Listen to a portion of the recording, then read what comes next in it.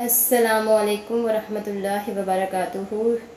رخ سے کسی پودے کو اکھاڑ کر جب ایک جگہ سے دوسری جگہ لگایا جاتا ہے تو دوبارہ سے زندہ ہونا پودے کا کمال نہیں ہوتا، بلکہ اس مٹی کا ہوتا ہے جو اسے خود میں سمو لیتی ہے، جڑیں پکڑنے کی راہ دیتی ہے۔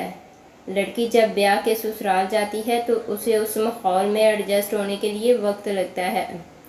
جب تک ایڈجسٹ نہیں ہو جاتی مشکل میں ہی رہتی ہے۔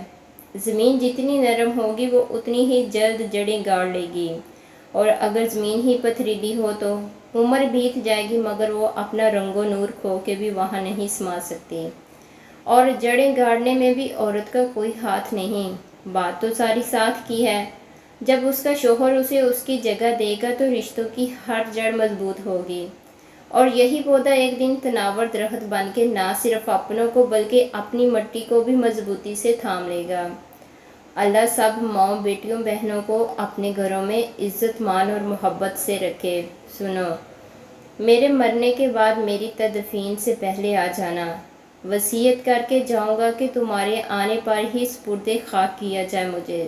سنو، مجھے تنہائی میں نیند نہیں آتی، میری قبر کے سرہانے بیٹھ جانا، صرف ایک رات کے لیے، اور فکر مت کرنا، تب میں کسی کا کچھ بھی نہیں لگتا ہوں گا، تب معاملہ میرا خدا کا اور تمہارا ہوگا، تب تم میرے محرم بن جانا، گیلی مٹی پہ ہاتھ رکھ کر بیٹھ جانا، میں سمجھوں گا تم نے ہاتھ تھاما ہوا ہے میرا، ایک آخری خواہش سمجھ کر۔ مزید اچھی ویڈیوز کے لیے ہمارے چینل کو لائک، سبسکرائب اور شیئر کریں۔ شکریہ۔